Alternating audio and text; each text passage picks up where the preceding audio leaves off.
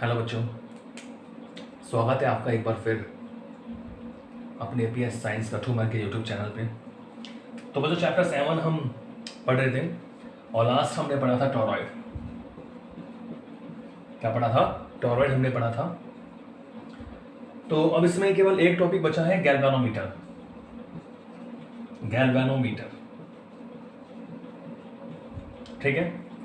Chapter 7 में हमारा केवल एक टॉपिक बचा हुआ है, गैल्वेनोमीटर।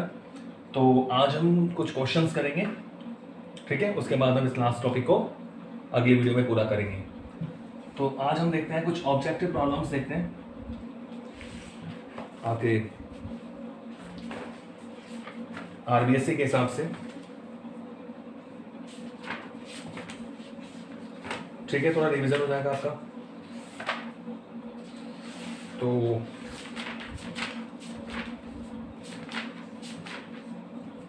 ओके, तो चैप्टर 7 ऑब्जेक्टिव प्रॉब्लम आरबीएससी, ठीक है। क्वेश्चन नंबर फर्स्ट कर सकते हो आप। थ्योरी का क्वेश्चन क्या कह रहे हैं? कोई आवेशित कण, कोई आवेशित कण, ठीक है, जो एक समान चाल से गति कर रहा है। कोई आवेशित कण जो एक समान चाल से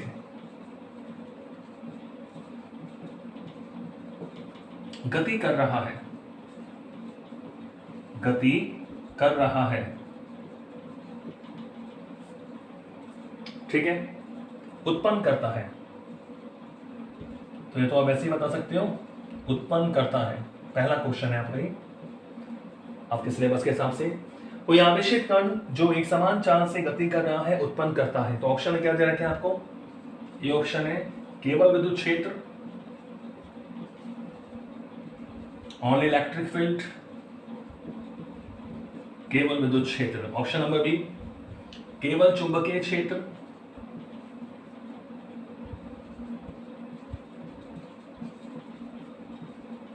केवल चुंबकीय क्षेत्र।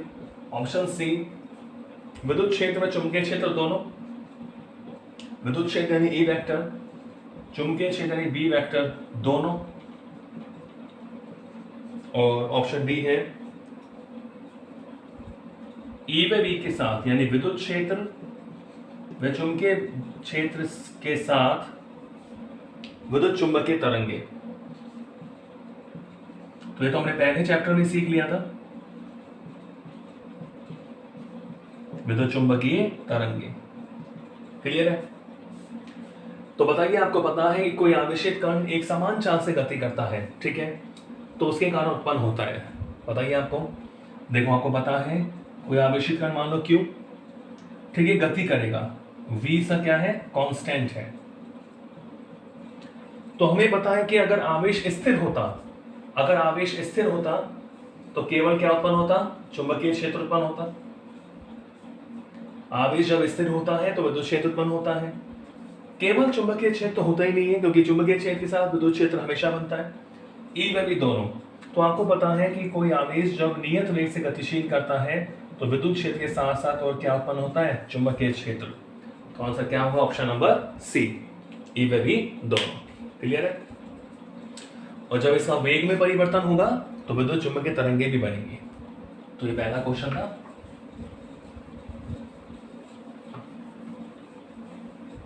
क्वेश्चन नंबर 2,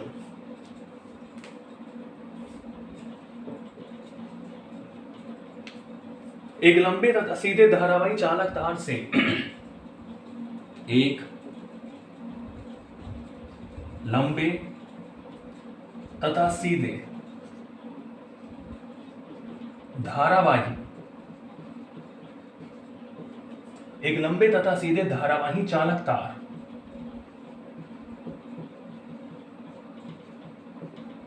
धारावाही चालक तार से स्मॉल r दूरी पर उत्पन्न चुंबकीय क्षेत्र, स्मॉल r दूरी पर उत्पन्न चुंबकीय क्षेत्र,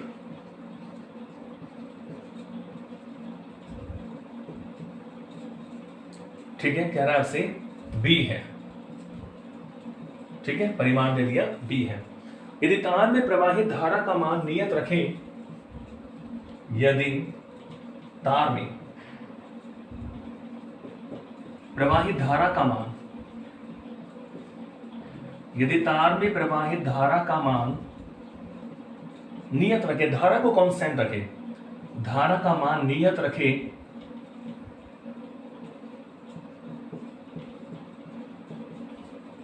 नियत रखे तो r/2 दूरी पर उत्पन्न चुंबकीय क्षेत्र का मान होगा। नियत रखे तो r/2 दूरी पर उत्पन्न चुंबकीय क्षेत्र का मान होगा।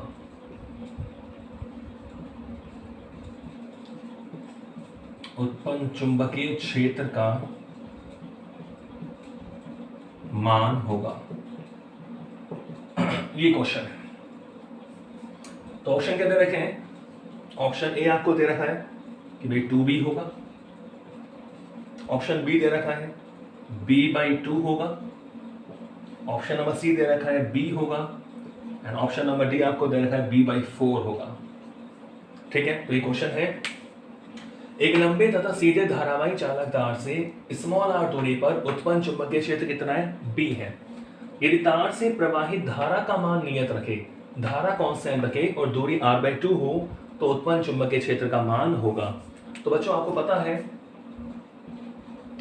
कि लंबा और सीधा धारावाही चालक तार है, जो अनंत लंबाई हम इसको माने तो अनंत लंबाई के कारण चुंबकीय क्षेत्र B = कितना होता है? μ0I/2πr, μ0I/2πr। ठीक है, ये क्वेश्चन हमें पता है। सीधा, लंबा और सीधा अनंत लंबाई के धारावाही चालक तार के कारण इतना चुंबकीय क्षेत्र हमें मिलता है। और कह रहे हैं धारा तो कांस्टेंट रखे, यानी अगर हम मान लो चुंबकीय क्षेत्र अगला मान ले B' को चेंज करने पर तो μ0 तो निर्वात की चुंबकशीलता है, कांस्टेंट है। I कह रहा है I को नियत रखिए, तो I का I रख दिया हमने 2π। तो r/2 दूरी पर, तो अब डिस्टेंस r की जगह क्या हो गई? r/2, ये हो गया बच्चों r/2। ठीक है, 2 से 2 कट गया, 2 का ऊपर ले जाओ तो क्या आ जाएगा? ये 2 μ0I/2πr, और ये μ0I/2πr क्या है? b है। इसका मतलब चुंबकीय क्षेत्र क्या हो जाएगा? 2b। तो answer is option number A. समझ गए? सिंपल फॉर्मूला था, धारा नियत है, भाई μ0 और 2π तो कांस्टेंट ही है, r को आधा कर दिया तो चुंबकीय क्षेत्र क्या हो जाएगा? दुगना हो जाएगा। ठीक है,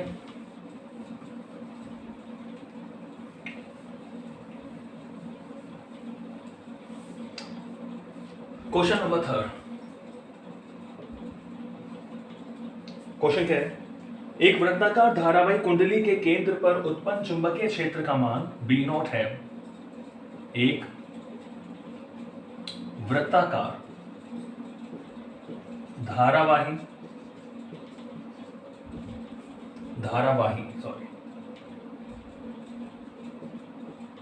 एक वृत्ताकार धारावाही कुंडली के केंद्र पर चुंबकीय क्षेत्र का जो मान आपको दिया हुआ है, एक वृत्ताकार धारावाही कुंडली के केंद्र पर उत्पन्न चुंबकीय क्षेत्र का मान B0 है। B0 आपको दे दिया, B0 है। ठीक है, इसी कुंडली के अक्षीय बिंदु पर, क्वेश्चन क्या कर रहा है? इसी कुंडली के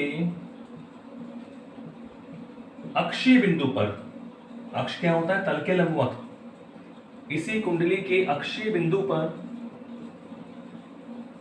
ठीक है, अक्षीय बिंदु पर इसकी त्रिज्या के बराबर दूरी पर, इसकी जो हमें कुंडली दी हुई है, इसकी त्रिज्या के बराबर दूरी पर,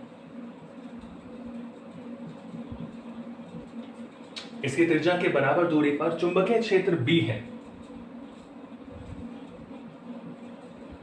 चुंबकीय क्षेत्र कितना है? B है। ठीक है, तो क्वेश्चन कह रहा है B/B0 का मान होगा, B है तो B/B0 का मान होगा। ये क्वेश्चन आपसे कह रहा है।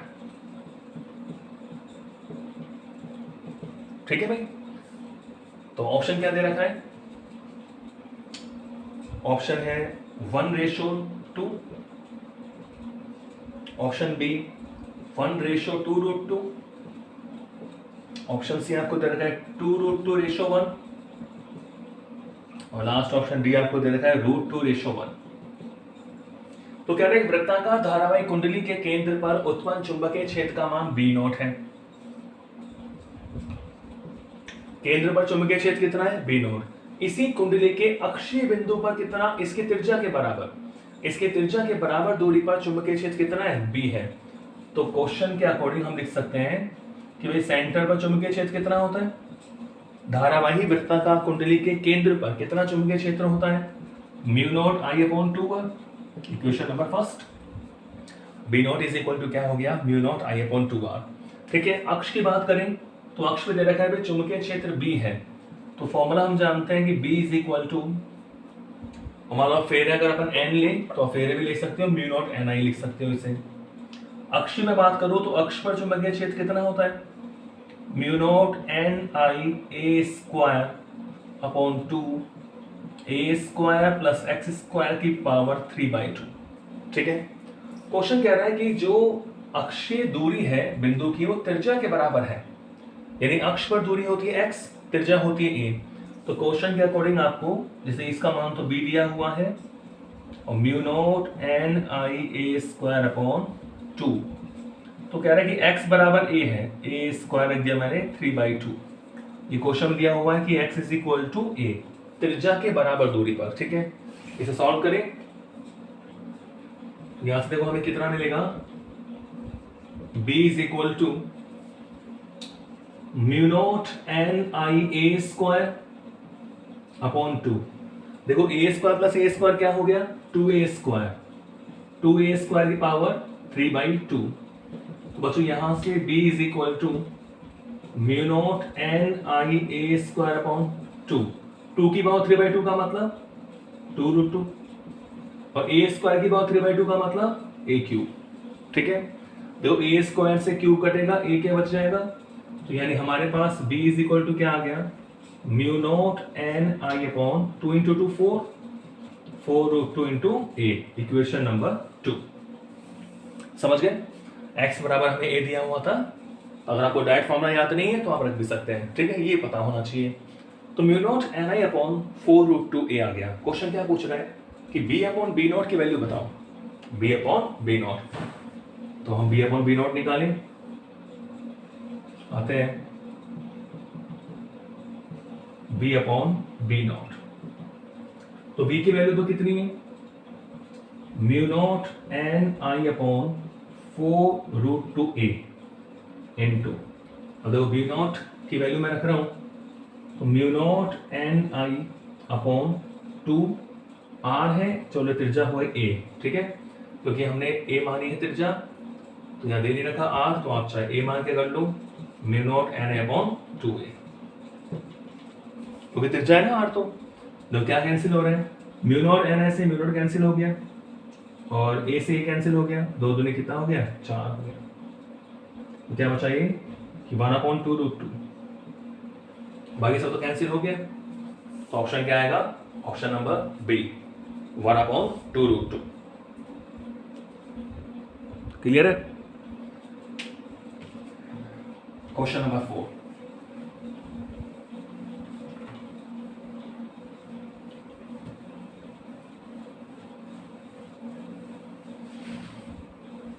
क्वेश्चन 4 देखें।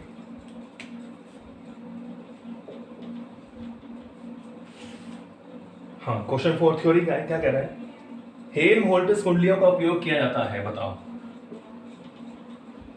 हेल्महोल्ट्ज कुंडलियों का उपयोग किया जाता है। क्यों उपयोग करते हैं बताओ? उपयोग किया जाता है किसके लिए? चलो मैं ऑप्शन लिखता हूं, बताना आप मन में सोच के। उपयोग किया जाता है, ऑप्शन क्या दे रखा है?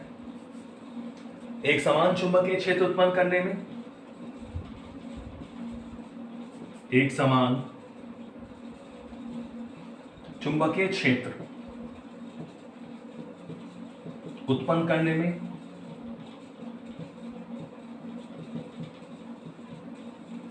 ठीक है, ऑप्शन आपको मिल गया होगा। बी कह रहा है विद्युत धारा मापन में, विद्युत धारा मापन में। सी कह रहा है आपसे चुंबकीय क्षेत्र मापन में।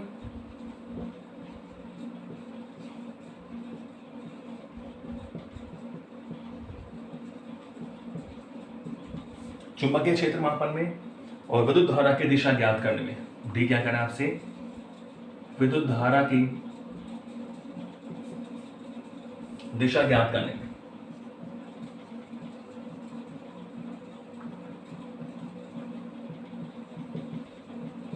ठीक है, तो आपको पता है हेल्महोल्ट्ज कुंडली किससे काम आती है? एक समान चुंबकीय क्षेत्र उत्पन्न करने में। ठीक है, विद्युत धारा मीटर से नापते हैं, विद्युत धारा की दिशा गैल्वेनोमीटर से नापते हैं, चुंबकीय क्षेत्र हम कंपास से यूज करते हैं। तो आंसर क्या आएगा? एक समान चुंबकीय क्षेत्र उत्पन्न करने में। क्वेश्चन 5,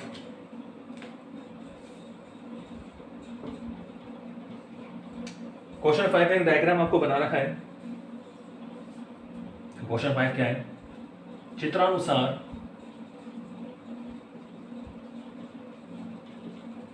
दो समरूप कुंडलियां हैं एक जैसी। दो समरूप कुंडलियों में समान विद्युत धारा प्रवाहित हो रही है। समरूप का मतलब एक जैसी, बिल्कुल। दो समरूप कुंडलियों में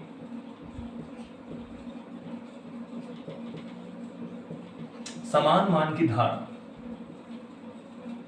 दो समरूप कुंडलियों में समान मान की धारा प्रवाहित हो रही है।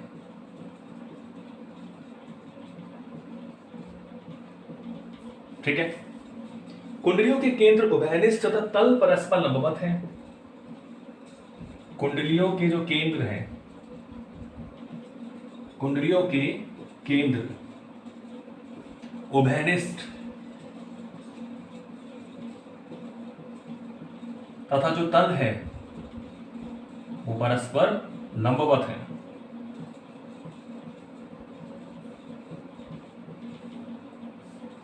केंद्र उभयनिष्ठ है यानी सकेंद्रीय है और तल परस्पर लंबवत है। यदि एक कुंडली के कारण इसके केंद्र पर चुंबकीय क्षेत्र B है तो उभयनिष्ठ केंद्र पर परिणामी चुंबकीय क्षेत्र का मान होगा। यदि एक कुंडली के कारण, दोनों एक जैसी कुंडली है, यदि एक कुंडली के कारण इसके केंद्र पर चुंबकीय क्षेत्र का मान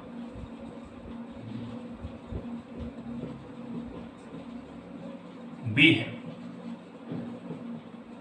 ठीक है, तो कह रहा है उभयनिष्ठ, तो उभयनिष्ठ केंद्र पर परिणामी चुंबकीय क्षेत्र का मान होगा। तो उभयनिष्ठ यानी दोनों का जो कॉमन सेंटर है, तो उभयनिष्ठ केंद्र पर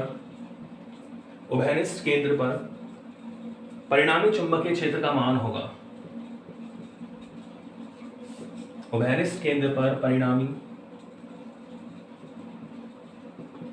चुंबकीय क्षेत्र का मान होगा। ये क्वेश्चन, तो मैं डायग्राम बना के दे दूं आपको। ऑप्शन लिख लेते हैं पहले। ऑप्शन है कि 0 होगा, ऑप्शन बी है 2b,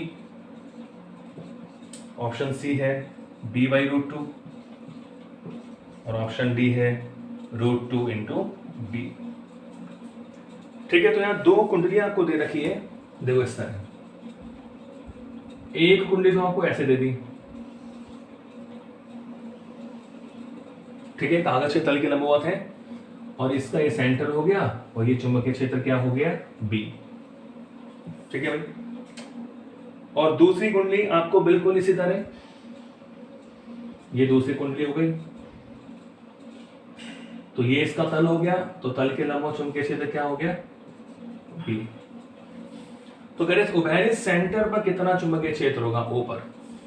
तो दो कुंडलियां हैं, दोनों में समान मान की धारा समान दिशा में है, ये करंट है। ठीक है, दोनों में एंटी क्लॉकवाइज करंट है। तो कह रहा है कि बिंदु O पर कितना क्षेत्र होगा। तो क्लियर है, देखो ये वाला तो इसके कारण है और ये वाला इसके कारण है। तो दो चुंबकीय क्षेत्र, दो सदिश राशि आपके पास है, तो परिणाम में आप निकाल सकते हो। परिणामी क्या होगा इनका, ये परिणामी होगा बी नेट।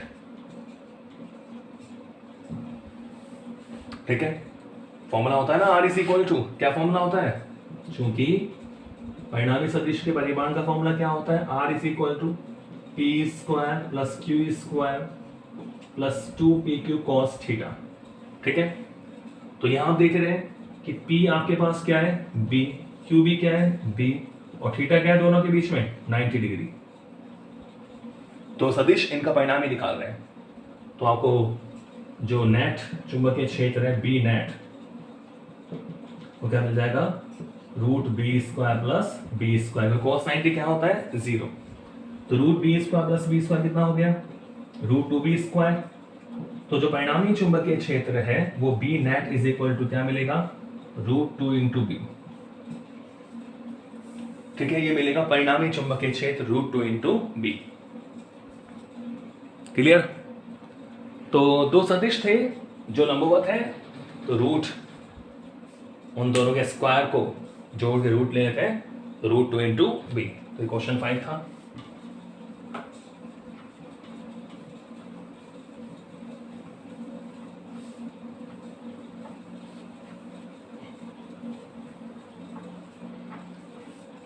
क्वेश्चन 6,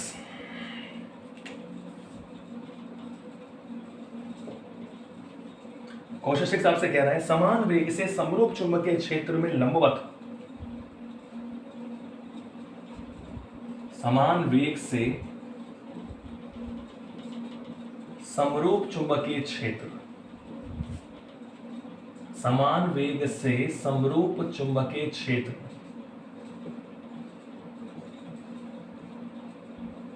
समरूप चुंबकीय क्षेत्र में लंबवत प्रक्षेपित,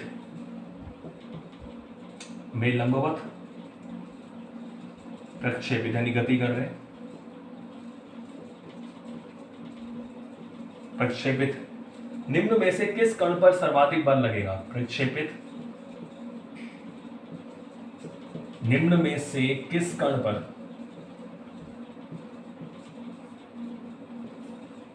सर्वाधिक बल लगेगा।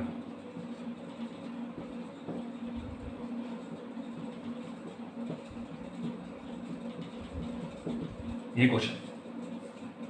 तो समान वेग है, समरूप चुंबकीय क्षेत्र है, उसमें लंबवत प्रवेश कर रहे हैं कुछ कण, तो कह रहा है किस पर बल लगेगा। तो कौन कौन से कण हैं, देखो पहला कण है -1 E0 यानी इलेक्ट्रॉन, दूसरा है 1H1 यानी प्रोटॉन, तीसरा है 2He4 यानी अल्फा कण, और चौथा है आपके पास लिथियम का कण 3 लिथियम 7। ठीक है, तो आपसे कह रहा है कि किस पर सबसे ज्यादा फोर्स लगेगा, सर्वाधिक बल किस पर लगेगा। तो आपको पता है कि जब भी कोई आवेशित कण, मान लो कोई आवेश Q है, v वेग से B चुंबकीय क्षेत्र में लंबवत प्रवेश करे, तो कितना बल लगता है, F इज इक्वल टू, आपको पता है QVB, F is equal to QVB। ठीक है, अब कह रहे हैं समान वेग है तो V कांस्टेंट, समरूप चुंबकीय क्षेत्र B कांस्टेंट, इसका मतलब क्या हुआ कि F is proportional to Q, तो क्या आपको दिया हुआ है given V and B are constant. वेग और क्षेत्र तो लंबवत है, तो जिसका आवेश ज्यादा होगा उस पर सबसे ज्यादा फोर्स लगेगा। तो पहले वाले कण की बात करें, देखो इलेक्ट्रॉन -1 E0, तो इसका आवेश कितना हो गया, Q is equal to -E। ठीक है, प्रोटॉन की बात करें 1H1, इसका आवेश कितना हो जाएगा +E।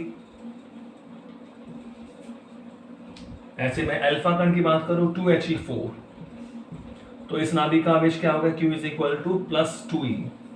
और लिथियम की बात करूं 3 लिथियम 7, तो इसका आवेश क्या होगा +3।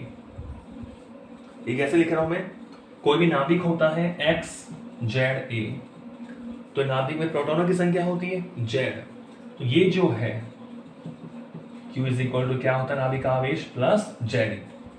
तो आप देख लो सबसे ज्यादा आवेश किसका है, उसी पर सबसे ज्यादा फोर्स लगेगा। तो यहाँ E, तो ये मतलब दोनों समान बल लगेगा, परिमाण समान है, इनसे डबल लगेगा किस पे, अल्फा कण पे, तो सबसे ज्यादा आवेश है लिथियम कण का +3, तो +3 ही इसका मतलब ये हो गया कि सबसे ज्यादा फोर्स किस पे लगेगा, लिथियम कण पर, क्योंकि इसका आवेश सबसे ज्यादा है। ठीक है, क्योंकि बाकी सब तो नियत है, F is proportional to Q, Q maximum then F maximum. ठीक है, तो आंसर क्या होगा? लिथियम। क्वेश्चन 7,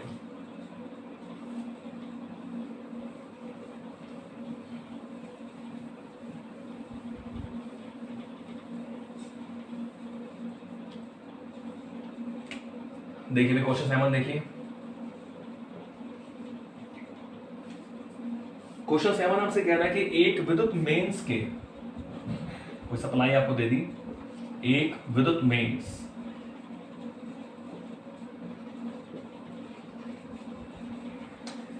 मेंस के सप्लाई तारों के मध्य, विद्युत मेंस के सप्लाई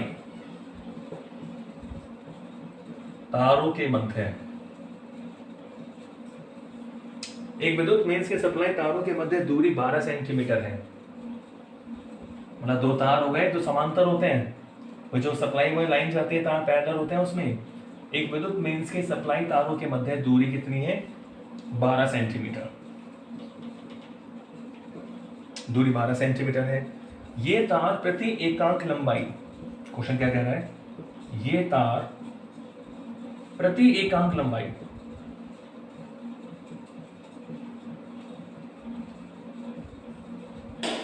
प्रति एकांक लंबाई 4 मिलीग्राम,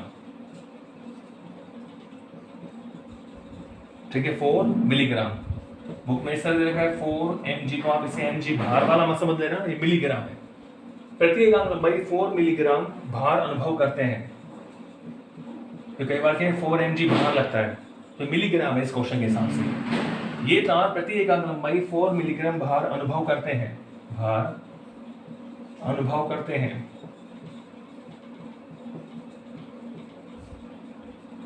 दोनों तारों में प्रवाहित धारा का मान होगा, दोनों तारों में प्रवाहित धारा का मान होगा।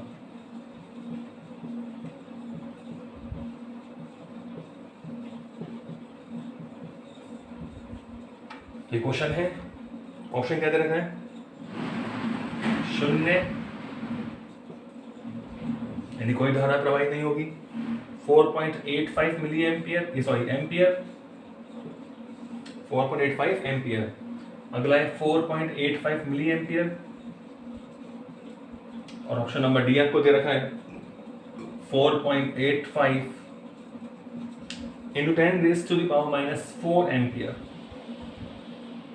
ठीक है, तो ये क्वेश्चन है। एक विद्युत मेंस के सप्लाई तारों के मध्य, सप्लाई तार जो हमारे पास है, दूरी 12 सेंटीमीटर है। ठीक है, ये तार प्रति एकांक लंबाई 4 मिलीग्राम भार अनुभव करते हैं, और दोनों तारों में प्रवाहित धारा का मान क्या होगा? ये क्वेश्चन आपसे कह रहा है। तो सोचिए इसको। ठीक है, तो क्वेश्चन क्लियर है। क्वेश्चन आपसे कह रहा है कि विद्युत मेंस के सप्लाई तारों के मध्य दूरी 12 सेंटीमीटर है। तो बताओ आपको, अगर आपने सोचा होगा तो समझ में आ गया होगा कि टॉपिक किस टॉपिक से क्वेश्चन है। हमने पढ़ा था दो समांतर धारावाही चालक तारों के मध्य जो बल है इकाई लंबाई पर, उस टाइप का क्वेश्चन है बच्चों ये। तो दो मेंस के सप्लाई तारों के मध्य दो तार हो गए, दूरी कितनी? 12 सेंटीमीटर, समांतर होते हैं वो। तार प्रति एकांक लंबाई पर 4 मिलीग्राम भार अनुभव करते हैं, तो दोनों तारों में प्रवाहित धारा का मान क्या होगा? ये पूछ रहा है। तो अब अपन इसको अगर थोड़ा डायग्राम बनाएं, दो एक तार तो ये रहा और एक तार ये रहा, ये ऐसे होते हैं सप्लाई के तार, दोनों में सेम करंट होता है। तो यहां भी करंट आई है और इसमें भी करंट कितना है बच्चों? आई है। ठीक है, ओके। तो कह रहा है कि दोनों जो तार है, सपोज करो ये तार मेरा P1 है और ये तार मेरे पास क्या है? P2। इनके मध्य दूरी जो आपको दी हुई है R = ये दिया हुआ है 12 सेंटीमीटर। ठीक है, और कह रहा है 4, ये तार प्रति एकांक लंबाई पर 4 मिलीग्राम भार अनुभव करते हैं। ये जो तार है प्रति एकांक लंबाई पर क्या करते हैं? 4 मिलीग्राम भार अनुभव करते हैं। तो प्रवाहित धारा का मान क्या होगा? तो आपको पता है, क्योंकि प्रति एकांक लंबाई पर कितना फोर्स लगता है, अगर आपको ध्यान हो तो μ0 I1 I2 upon 2πr। Mu naught I1 I2। अब चूंकि यहाँ I1 I2 दोनों I है तो I1 I2 क्या हो जाएगा I स्क्वायर। तो mu naught I1 I2 upon 2πr, ठीक है, ये होता है प्रति एकांक लंबाई पे बल। तो क्वेश्चन क्या कर रहा है, ये तार प्रति एकांक लंबाई पर 4 mg भार, तो 4 mg भार से कितना फोर्स होगा, देखो इक्वेशन 1। तो क्वेश्चन कह रहा है कि ये जो तार है प्रति एकांक लंबाई पर 4 mg, यानी इसको मैं अगर कैपिटल M मान लूं, देखो यहां लिख देता हूं मैं, आपको द्रव्यमान दिया हुआ है capital M is equal to 4 milligram. इसे हम थोड़ा सॉल्व करें। 4 मिली का मतलब 10 की पावर -3, ग्राम 10 की पावर -3, ये आगे बच्चों किलोग्राम में, यानी 4 इंटू 10 टू पावर -6 किलोग्राम, ये हो गया M, ठीक है, 4 इंटू 10 टू पावर -6 किलोग्राम। तो प्रति एकांक लंबाई पर 4 मिलीग्राम भार, तो भार कितना होगा mg, भार कितना हो जाएगा mg। तो F upon L is equal to, ये हमारे पास है mu naught I square upon 2πr, ये किसके बराबर होगा mg के, क्योंकि mg होता है भार, भार क्या होता है mg, m द्रव्यमान हो गया, वेट हो गया mg। तो दोनों तारों में से प्रवाही धारा का मान ज्ञात करो। तो इसको सॉल्व करके हम किसका मान निकालेंगे I का। यहां से देखो क्या फॉर्मूला बन गया कि I square is equal to 2πr mg upon mu naught. तो यहां से बच्चों I इज इक्वल टू आप निकाल सकते हो under the root 2πr mg upon mu naught, ये फॉर्मूला आ गया आपके पास 2πr mg upon mu naught, ठीक है। तो इसको हम सॉल्व कर सकते हैं और फिर देखते हैं कितना आंसर आता है।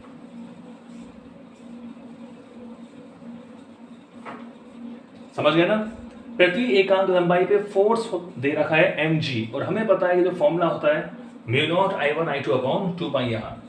तो चलो let's put the value. r कितना है 12 सेंटीमीटर। तो बच्चों देखो I is equal to under the root, देखो 2π, ठीक है, क्योंकि यहाँ हम पाई हमें पता है म्यू नॉट में पाई आता है, कट जाता है, तो पाई को चेंज मत करो आप। r कितना है 12 सेंटीमीटर, यानी 12 गुना 10 की घात -2 मीटर बदल लिया। m कितना है द्रव्यमान 4 इंटू 10 टू पावर -6, और g कितना होता है बच्चों 9.8 अपॉन म्यू नॉट कितना होता है 4π इंटू 10 टू पावर -7, ठीक है। तो आप देख रहे हैं कैंसिल हो जाएगा, 2π से 4π 2, और ये कितना हो गया बच्चों 2 दूनी 4। तो I इज इक्वल टू कितना आ गया हमारे पास, I इज इक्वल टू हमारे पास आ गया देखो 12 दूनी 24 इंटू 9.8, 24 इंटू 9.8। या आप चाहो तो जी को 10 मान लो, थोड़ा इजी हो जाएगा, जी को हम 10 मान लेते हैं, ठीक है। जी इज इक्वल टू हमें क्या मान लिया 10 मीटर पर सेकंड स्क्वायर, तो ये 10 हो जाएगा, ओके। तो 12 दूनी 24, दो पावर कितनी हो गई -2 -6 -8 प्लस 1 -7 और -7 और ये +7 कैंसिल हो गया, तो पावर सारी कैंसिल हो गई, तो केवल क्या बच गया रूट 24, ठीक है, क्या बच गया रूट 24। समझ गए, ये हमने काट दिया था, देखो 2 दूनी 4 और ये 12 दूनी 24, तो 24 और ये पावर देखो -2 -6 -8 प्लस 1, हम 9 मल्टीप्लाई कर सकते हैं। अगर मैं 10 मानता हूँ तो -8 प्लस 1 -7 और -7 से -7 कैंसिल हो जाएगा, तो कितना जाएगा, इसको ऐसे लिख सकते हैं कि 4 से 24, ठीक है। तो आप देख सकते हैं इसमें जो आंसर आएगा हमारे पास क्वेश्चन नंबर 7 आपका ये, तो लगभग 4 पॉइंट समथिंग आ जाएगा। देखो बच्चों ये हो गया आपके पास, 4 का बाहर लेंगे 2 और रूट 6 को लिख सकते हैं 3 इंटू 2, तो क्या आ जाएगा ये 2 इंटू रूट 3 इंटू रूट 2, ठीक है। तो इसे गुणा कर लेंगे 2, रूट 3 कितना होता है 1.732, √2 1.414, इस आप गुणा कर देना तो लगभग आपको मान मिल जाएगा 4.85 एम्पियर। ऑप्शन क्या आएगा? बी। ठीक है, तो क्वेश्चन नंबर कौन सा था? 7।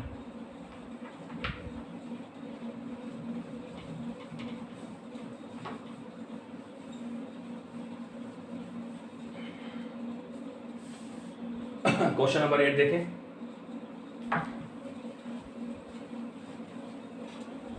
क्वेश्चन नंबर 8, यस, ठीक है। क्वेश्चन नंबर 8 कह रहे 100 इलेक्ट्रॉन वोल्ट ऊर्जा का एक प्रोटॉन, 100 इलेक्ट्रॉन वोल्ट ऊर्जा का एक प्रोटॉन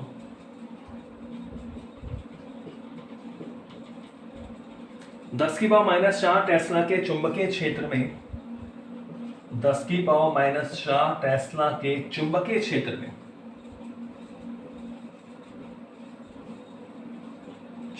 क्षेत्र में उसके लंबवत गतिमान है। चुंबकीय क्षेत्र में उसके लंबवत गतिमान है।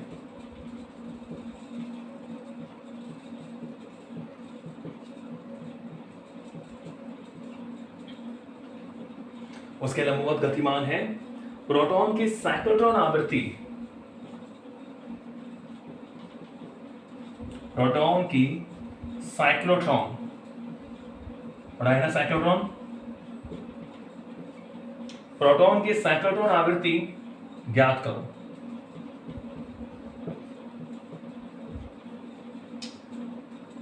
रेडियन पर सेकंड में होगी।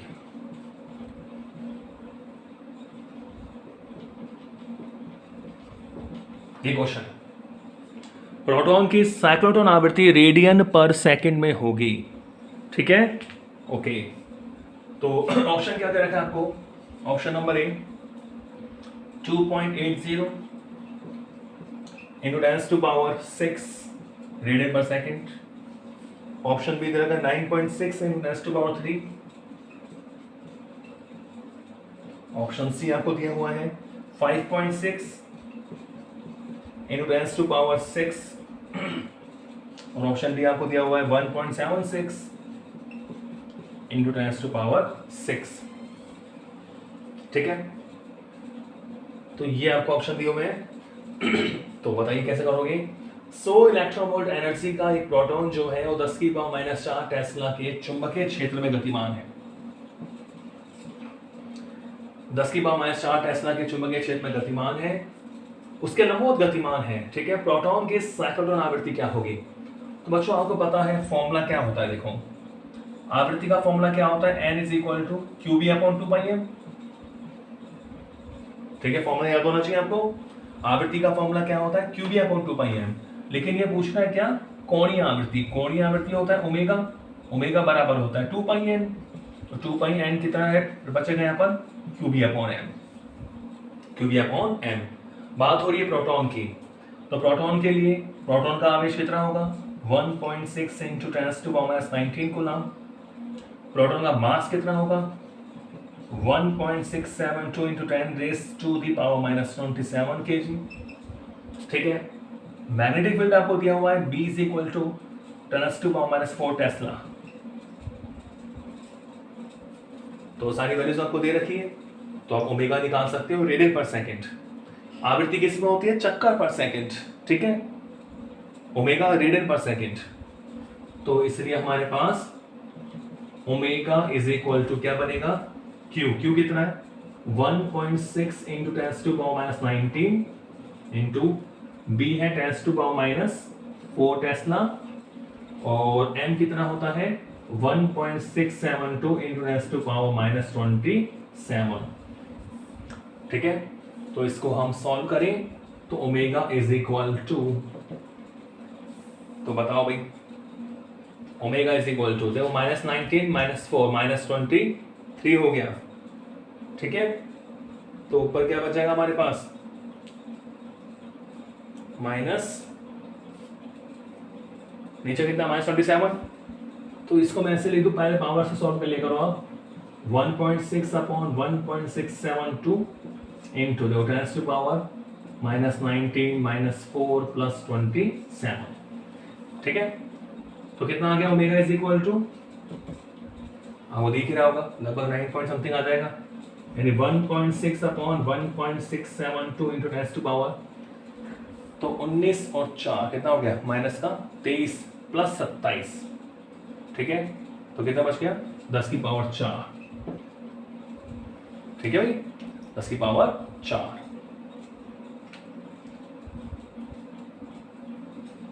तो इसको सॉल्व करेंगे तो ओमेगा, आप एक पॉइंट को हटा सकते हो लोग ऐसे, ओमेगा इज इक्वल टू 16 गुणा 10⁻3 बटा 1.672, ठीक है। तो जो वैल्यू आएगी हमारे पास वो लगभग कितनी मिल जाएगी, 9.6।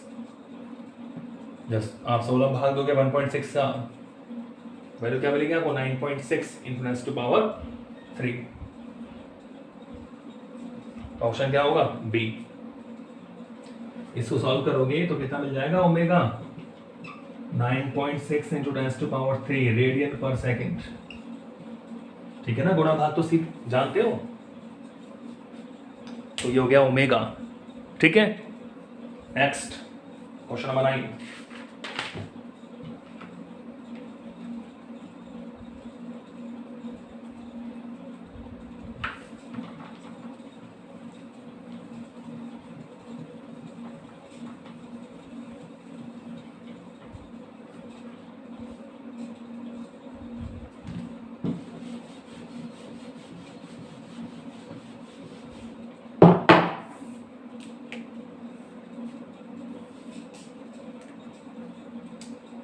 पढ़ो भाई क्वेश्चन नंबर 9।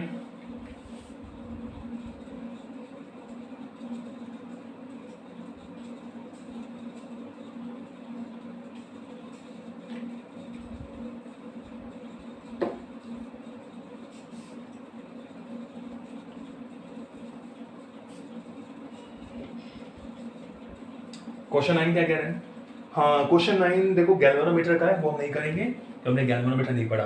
क्वेश्चन 10 देखो, अब एक टॉपिक बचा रहा अपने पास, गैल्वेनोमीटर बचा हुआ है। जो क्वेश्चन 9 है ऑब्जेक्टिव का, वो गैल्वेनोमीटर या धारा मापी से संबंधित है। तो चलो मूव करते हैं आगे, क्वेश्चन नंबर 10वां देखते हैं। एक परिनालिका में आई विद्युत धारा प्रवाहित होने के कारण, क्वेश्चन क्या कह रहा है, एक परिनालिका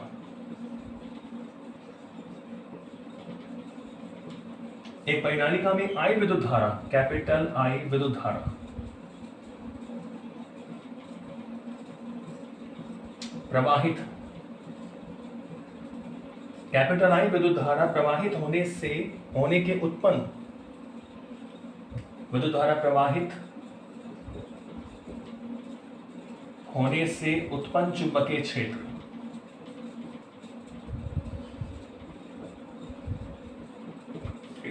कितना दे रखा है, बी है। आई विद्युत धारा परिनालिका में प्रवाहित हुई तो चुंबकीय क्षेत्र कितना है, बी है। क्वेश्चन क्या कह रहा है, यदि परिनालिका की लंबाई में फेरों की संख्या दुगना कर दे तो चुंबकीय क्षेत्र उतना ही प्राप्त करने के लिए धारा कितनी होगी, बी है। क्वेश्चन क्या कह रहा है कि यदि परिनालिका की लंबाई में फेरों की संख्या, यानी परिनालिका की लंबाई में फेरों की संख्या दुगना कर दे या दुगनी कर दे तो उतना ही चुंबकीय क्षेत्र, मतलब बी ही प्राप्त करना है, तो उतना ही चुंबकीय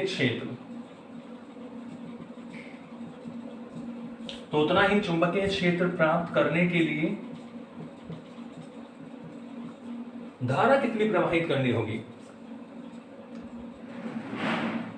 धारा कितनी प्रवाहित करनी होगी या धारा प्रवाहित करनी होगी, धारा प्रवाहित करनी होगी, ये क्वेश्चन है। ऑप्शन क्या है कि भाई पहले से double 2i, option B I धारा, कोई चेंज नहीं, वही धारा, आधी धारा कर दिया I/2 और ऑप्शन डी क्या हो जाएगा I/4। तो कह रहे हैं परिनालिका में I विद्युत धारा प्रवाहित होने से उत्पन्न क्षेत्र कितना है, D है। यदि लंबाई व फेरों की संख्या दोगुनी कर दे तो उतना ही क्षेत्र प्राप्त करने के लिए धारा प्रवाहित करनी होगी। तो ये फॉर्मूला क्या होता है, देखो परिनालिका के कारण B = μ0 Ni। ठीक है, परिनालिका के कारण या उसके अक्ष पर जो उत्पन्न चुंबकीय क्षेत्र होता है B = क्या हो गया, μ0 Ni। n होता है एकांक लंबाई में फेरों की संख्या, तो B = μ0 n/L × I। ठीक है, तो क्वेश्चन कह रहे हैं चुंबकीय क्षेत्र उतना ही प्राप्त करना है तो धारा कितनी प्रवाहित करनी होगी, कब, कि जब लंबाई और फेरों की संख्या क्या कर दें, दुगना कर दें। कि लंबाई मानो हो गई L' 2L कर दें, यदि L' तो क्या कर दें 2L, और जो फेरों की संख्या N' अगर मैं मान लूं क्या कर दें 2N कर दें। तो कह रहे हैं उतना ही चुंबकीय क्षेत्र प्राप्त करने के लिए। ठीक है, तो अगर इस समय चुंबकीय क्षेत्र मान लो B' हो तो क्या बनेगा, देखो μ0 n कितना है, N' कितना 2N और L' की जगह 2L। चलो मैं ऐसे लिख देता हूं, मान लो लंबाई हो गई L' और फेरों की संख्या हो गई N', तो फॉर्मूला क्या बनेगा μ0 N'/L'। ठीक है, और I' धारा में क्या मान लेता हूं I', धारा क्या मान लेता हूं I'। तो देखो B' = अब क्वेश्चन क्या कह रहे हैं, उतना ही चुंबकीय क्षेत्र प्राप्त करने के लिए, तो B' को मैं क्या लिख सकता हूं B = μ0 N' कितना है 2N, L' कितना है 2L और I' मुझे निकालना है। ठीक है, देखो बच्चों 2 से 2 कट गया तो कितना आ जाएगा, देखो I' = BL/μ0 n, और यही वैल्यू होती है I की। आप देख सकते हैं यहां से I बराबर क्या आएगा BL/μ0 n। तो धारा उतनी ही प्रवाहित होगी, I' बराबर कितना हो गया I के।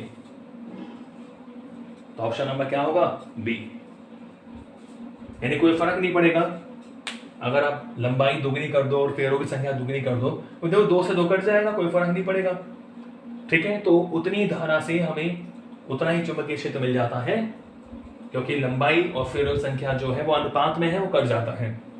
ठीक है, नेक्स्ट क्वेश्चन देखते हैं।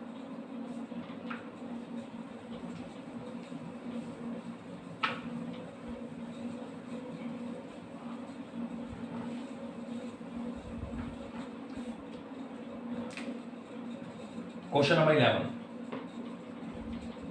क्या कह रहा है, एक टोरॉइड के अंदर उत्पन्न चुंबकीय क्षेत्र का मान, एक टोरॉइड के अंदर उत्पन्न चुंबकीय क्षेत्र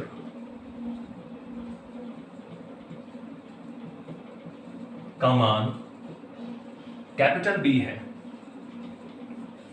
एक टोरॉइड के अंदर उत्पन्न चुंबकीय क्षेत्र का मान B है यदि टोरॉइड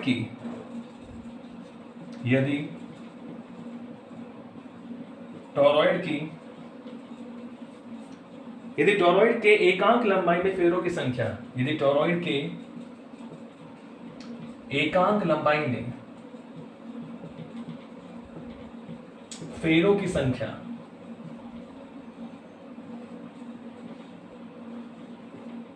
यदि टोरॉइड के एकांक लंबाई में फेरों की संख्या स्मॉल n है, वैसे प्रवाहित धारा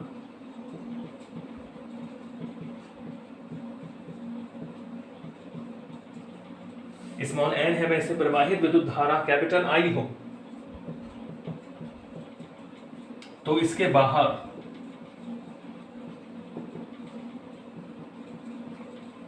बाहर चुंबकीय क्षेत्र का मान होगा। तो इसके बाहर चुंबकीय क्षेत्र का मान होगा।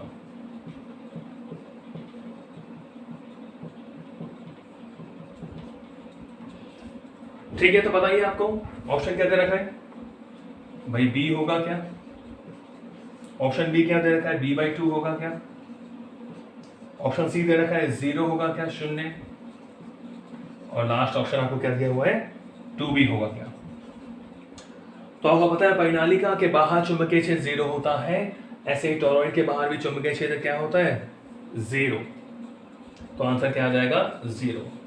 ठीक है, टोरॉइड के अंदर ही होता है चुंबकीय क्षेत्र कितना कि B = μ0 Ni। बाहर चुंबकीय क्षेत्र क्या होता है 0। ठीक है बच्चों, आगे के जो क्वेश्चन है क्वेश्चन नंबर 12 और 13 ये हमारे गैल्वेनोमीटर वाला क्वेश्चन है। तो क्वेश्चन नंबर 9, 12 और 13 तीन क्वेश्चन हमारे बचे हुए हैं इसमें। तो वो जब अपन गैल्वेनोमीटर पढ़ेंगे उसको सॉल्व करेंगे फिर तीनों क्वेश्चनों को। तो आज के लिए इतना ही, मिलते हैं नेक्स्ट वीडियो में एक नए टॉपिक के साथ। Thank you.